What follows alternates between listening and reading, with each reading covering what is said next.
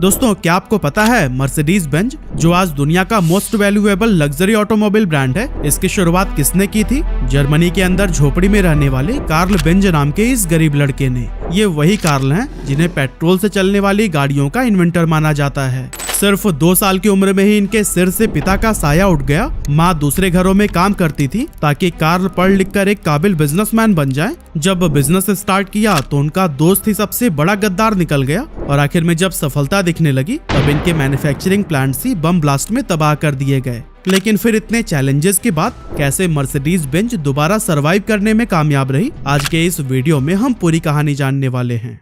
तो दोस्तों Mercedes Benz की कहानी स्टार्ट होती है 25 नवंबर 1844 से, जब जर्मनी के मूलबर्ग टाउन में कार्ल बेंज का जन्म हुआ था। इनके पिता पेशे से एक लोको पायलट थे, इसीलिए शुरुआत में कार्ल और उनकी फैमिली फाइनेंशियली स्टेबल हुआ करती थी। लेकिन जन्म के सिर्फ 2 साल के बाद ही जब इनके पापा का देहांत हो गया तब परिवार पर मानो दुखों का पहाड़ टूट पड़ा और फैमिली को चलाने के लिए अब उनकी माँ को बाहर निकलना पड़ा। कार्ल बेंज की माँ ने दूसरे के घरों में काम करने की तरह कई सारे अलग अलग जॉब्स की, जिससे कि कार्ल को किसी भी तरह की कोई कमी महसूस न हो। और दोस्तों कार्ल बेंज ने भी अपनी माँ की मेहनत और सैक्रिफाइसेस को समझते हुए दिल लगाकर पढ़ाई की। उन्हें केमिस्ट्री और मैकेनिक्स बहुत ज्यादा पसंद थे, जिसका असर ये हुआ कि सिर्फ 15 साल की उम्र में ही उन्होंने मैकेनिकल इंजीनियरिंग के एग्जाम को भी क्वालिफाई कर लिया था। और फिर कार्ल जुए पॉलिटेक्निकल स्कूल से इंजीनियरिंग कंप्लीट करने के बाद अगले कुछ सालों में कार्ल बेंज ने 7 अलग अलग जगहों पर काम किया, जहां उन्हें कई तरह की नई नई स्किल्स डेवलप करने का मौका मिल गया। ये दौर 18वीं सदी का था, जब लोगों के पास ट्रांसपोर्टेशन का एक ही मेजर साधन था, घोड़ा गाड़ी। हालांकि उस समय साइकिल का आविष्कार तो हो चुका था, लेकिन उसे बहुत वाइडली यूज नहीं किया जाता था। कार्ल बेंज को यकीन था कि एक ऐसा समय भी आएगा जब घोड़ा गाड़ी की जगह हर तरफ फ्यूल से चलने वाले व्हीकल्स नजर आएंगे। लेकिन ये ख्याल भी एक सपने के जैसा था, जिसे सुनते ही लोग उनका मजाक उड़ाने लगते थे। लेकिन फिर भी कार्ल को ये यकीन था कि उनका ये सपना जरूर पूरा होगा। इसके बाद 1871 में जब उनकी उम्र 27 साल हुई तब उन्होंने एक बड़ा फैसला लिया और वो अपनी अच्छी खासी जॉब छोड़कर अगस्त रिटर नाम के एक मैकेनिक के साथ लोहे का बिजनेस करने लगे। अपने इस नए बिजनेस के साथ साथ साइड में कार्ल ने अपनी मोटर गाड़ी पर भी काम करना शुरू कर दिया था और इसके लिए वो इतने ज्यादा पैशनेट हो गए थे कि एक पॉइंट पर आकर अपना सारा कारोबार उन्होंने अपने दोस्त रिटर पर छोड़ दिया। ऐसे में रिटर ने इस छूट का खूब फायदा उठाया और कार्ल बेंज को धोखा दे दिया, जिसके चलते कंपनी डूबने के कगार पर पहुंच गई।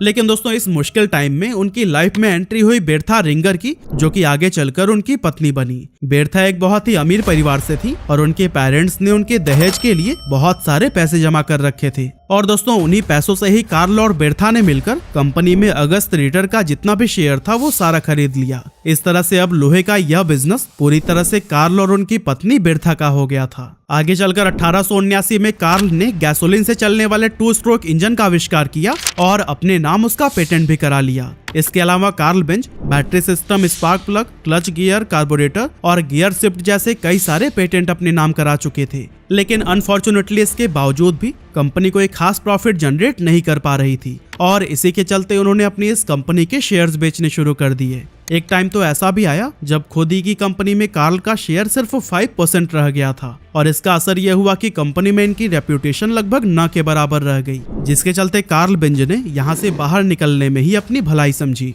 कुछ टाइम के बाद इनकी मुलाकात 2 भाइयों मैक्स रोज और फ्रेडरिक विल्हेम से हुई, जो कि एक साइकिल शॉप के ऑनर थे। और फिर इन तीनों ने मिलकर एक कंपनी की शुरुआत की, जिसका नाम रखा गया बेंज एंड कंपनी। इस कंपनी में काम करते हुए कार्ल को अपने सपने पर काम करने के लिए काफी समय मिल रहा था। इसी वजह से 1885 में उन्होंने एक ऐसी तिपहिया साइकिल बना डाली जो कि गैसोलीन और 4 स्ट्रोक मोटर से ऑपरेट हो सकती थी। कार्ल ने इस तिपहिया साइकिल का पेटेंट कराया और उसका नाम रखा गया बेंज पेटेंट मोटर वैगन, जिसकी मैक्सिमम स्पीड थी 16 किलोमीटर पर आवर। अब इस मॉडल में एक बहुत बड़ी प्रॉब्लम थी कि इसे कंट्रोल करना काफी मुश्किल था, इसीलिए जब इसे डेमोन्स्ट्रेट किया गया तो फिर ये सीधे जाकर एक दीवार से जा टकराई और लोगों ने बेंज का खूब मजाक बनाया। साथ ही लोगों के मन में गैसोलीन से चलने वाली मोटर को लेकर ये डर भी बैठ गया था कि कहीं इसकी सवारी करते समय ये फट न जाए। इसी के चलते इस व्हीकल के बहुत ही कम यूनिट्स बिक पाए और प्रोडक्ट को कोई खास सफलता नहीं मिल सकी। अब दोस्तों ये इवेंट कार्ल के लिए काफी डिमोटिवेट करने वाला था, लेकिन फिर भी उन्होंने हार नहीं मानी और अपने इस व्हीकल को और भी बेहतर बनाने में लग गए। इसके बाद 1889 में उन्होंने अपने उस व्हीकल का मॉडल 2 निकाला और फिर सेम ईयर मॉडल 3 को भी बना डाला। अब क्योंकि पहले डेमोन्स्ट्रेशन के टाइम पर जो हादसा हुआ था उसे कार्ल अब तक भूल नहीं पाए थे, इसीलिए वो इन मॉडल्स की पब्लिसिटी नहीं करना चाहते थे। लेकिन उनकी पत्नी बिरथा को लगता था कि मॉडल 3 हर तरह से परफेक्ट है और इसे डेमोन्स्ट्रेट करना ही चाहिए। लेकिन काफी समझाने के बाद भी कार्ल बेंज इसके लिए राजी नहीं हुए। और दोस्तों इसी बात से ही परेशान होकर एक सुबह बिरथा ने बहुत बड़ा स्टेप ले लिया और अपने दोनों बच्चों को इस मोटर वैगन में बिठाकर अपनी माँ से मिलने चली गईं। और दोस्तों आपको हम बता दें कि यही 107 किलोमीटर की ही जर्नी थी जिसने कि ऑटोमोबाइल इंडस्ट्री को हमेशा के लिए बदल कर रख दिया। रास्ते में जब लोगों ने इस तिपहिया वाहन को बिना किसी घोड़े के चलते हुए देखा तो फिर लोग डरकर भागने लगे, जैसे कि उनके सामने से कोई प्रेत गुजर रहा हो। बिरथा अपनी गाड़ी के साथ जिस भी रास्ते से गुजरती थी वहाँ का दृश्य यही रहता था। रास्ते में कई बार ये गाड़ी खराब भी हुई जिसे बिरथा खुद रिपेयर करती थी और आगे का सफर जारी रखती। मॉडल 3 की फ्यूल कैपेसिटी सिर्फ 4.5 लीटर की थी, इसलिए रास्ते में विस्लोच पहुंचकर उनका ईंधन खत्म हो गया। इसके बाद उन्होंने पास में ही मौजूद सिटी फार्मेसी से एक पेट्रोलियम सॉल्वेंट लिग्रोइन को खरीदा और उसे गाड़ी में डाल दिया। यही कारण है कि सिटी फार्मेसी को आज भी दुनिया का पहला फिलिंग स्टेशन कहा जाता है। इस सफर के दौरान बिरथा ने देखा कि मोटर गाड़ी में लगा हुआ ये लकड़ी का ब्रेक काफी घिस चुका है और सही तरह से काम नहीं कर पा रहा है, इसीलिए उन्होंने इसे रिप्लेस करके लेदर का ब्रेक लगवा लिया, जिसके चलते उनका सफर और भी ज्यादा आसान हो गया। इस तरह से खराब रोड, बार बार बंद होती मोटर गाड़ी और इसी तरह के कई सारे प्रॉब्लम्स को फेस करने के बाद आखिरकार उन्होंने 12 घंटे में अपना सफर पूरा कर लिया।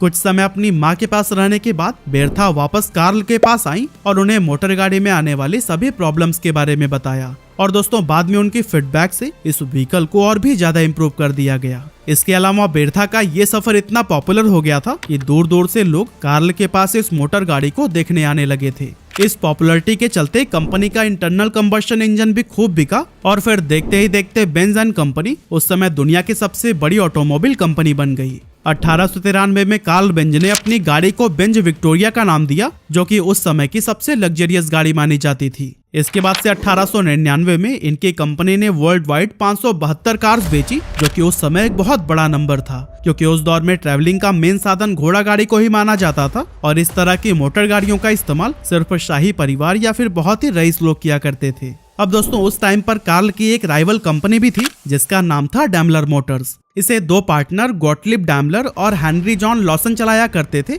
और उनकी वो कंपनी भी कमाल के मोटर कार्स बनाती थी। एक्चुअली डैमलर को एक ऐसा इंजन बनाने में कामयाबी मिल गई थी जिसे मोटरसाइकिल, नाव या किसी भी ट्रॉली से जोड़कर चलाया जा सकता था।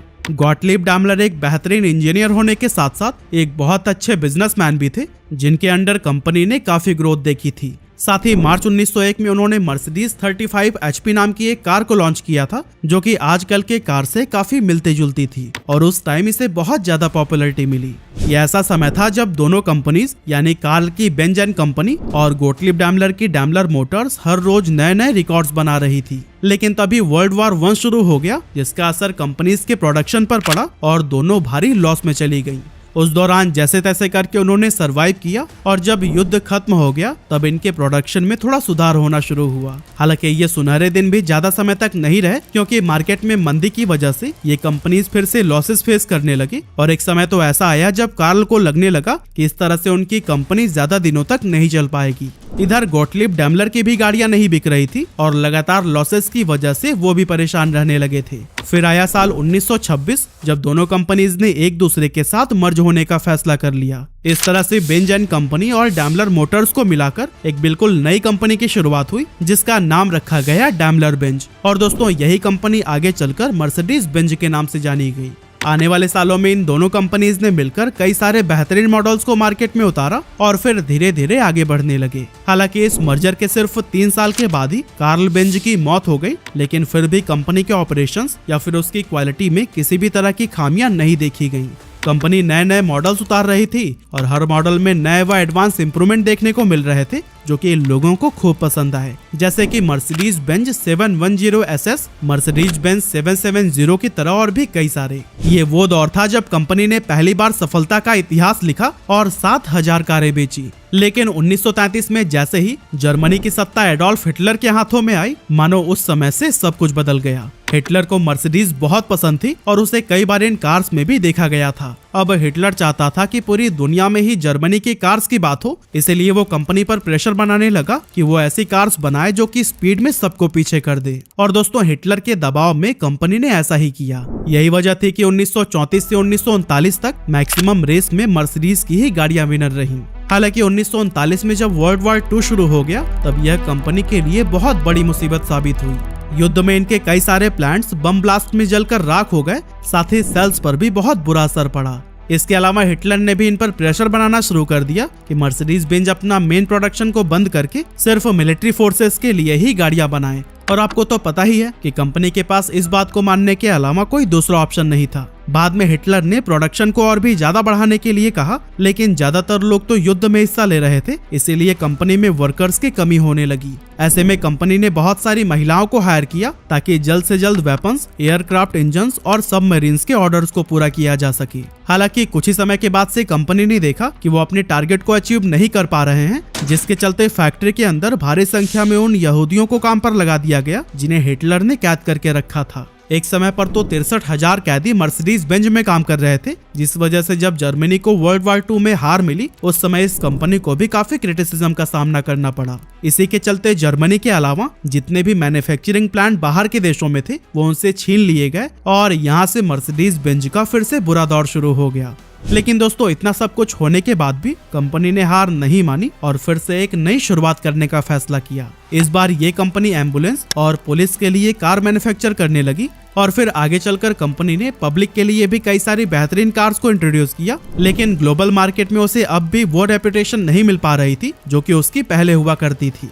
अब चूंकि इनोवेशन और ड्रामेटिक स्टाइलिंग हमेशा ही मर्सिडीज बेंज के ट्रेडिशन का हिस्सा रहा है, इसीलिए 1952 में कंपनी ने एक बहुत ही फ्यूचरिस्टिक गर्ल विंग डोर वाली मर्सिडीज 300 SL को इंट्रोड्यूस किया जो कि किसी ड्रीम कार के जैसी थी और कुछ ही समय में इसने मार्केट में धूम मचा दी। इस कार की टॉप स्पीड 235 किलोमीटर/आवर थी, जिसके चलते ये रेसिंग ट्रैक पर भी काफी पॉपुलर साबित हुई। 1953 में कंपनी ने मर्सिडीज बेंज W120 और 121 सीरीज को इंट्रोड्यूस किया और इस सीरीज में मर्सिडीज बेंज 180 व 190 मॉडल को शामिल किया गया था जो कि एवरीडे यूज के लिए बहुत ही कॉम्पैक्ट कार थी। इसके अलावा मर्सिडीज बेंज 220, 220S और 190 SL की तरह और भी कई सारे कार लॉन्च किए गए, जिससे कंपनी धीरे धीरे ग्लोबल मार्केट में दोबारा से अपना प्रेजेंस कायम करने लगी। इसके बाद से कंपनी ने कई तरह के सेफ्टी एंड टेक्नोलॉजिकल इन्वेंशंस किए, जैसे कि ये दुनिया की पहली कार कंपनी थी जिसने अपनी गाड़ी में 4 वॉल्व डीजल इंजन फिट किया था ताकि कार के परफॉर्मेंस को और भी स्मूथ और इनहेंस किया जा सके। इसके अलावा 1961 में कंपनी ने अपनी गाड़ियों में सीट बेल्ट देना भी स्टार्ट कर दिया। साथ ही ABS ब्रेकिंग, एयर बैग और पैसेंजर सेफ्टी जैसे फीचर्स पर भी ध्यान दिया जाने लगा। इस तरह के इनोवेशंस के साथ ही कंपनी ने यूथ्स को भी टारगेट करने का सोचा, जिसके लिए उन्होंने कई सारे एड कैंपेन शुरू किए। इसके बाद से आया साल 1994 जब मर्सिडीज बेंज इंडिया में एंटर हुआ और महाराष्ट्र के पुणे में अपना प्लांट लगाया। मर्सिडीज की पहली कार मर्सिडीज बेंज W124 को 1995 में इंडिया में पहली बार लॉन्च किया गया। हालांकि ये इस ब्रांड की पहली कार नहीं थी जो कि भारत में आई थी, क्योंकि 1991 में मर्सिडीज बेंज 190D कार, जिसे अब E क्लास के नाम से जाना जाता है, इसे खास जर्मनी से JRD टाटा के लिए भारत मंगवाया गया था। अगर हम फिलहाल की बात करें तो कंपनी इंडियन मार्केट में अपने 26 मॉडल्स बेचती है और दुनिया में बिकने वाले हर 4 मर्सिडीज बेंज में से एक इंडिया में सेल होती है, जिसकी एवरेज कॉस्ट 1.5 करोड़ रुपए से भी ज्यादा रहती है। अगर हम कंपनी की हाईएस्ट सेलिंग मॉडल को देखें तो फिर इंडिया सहित पूरी दुनिया में ही GLC मर्सिडीज बेंज की बेस्ट सेलिंग मॉडल मानी जाती है, जिसके 2022 में 3,42,900 यूनिट्स बिके थे।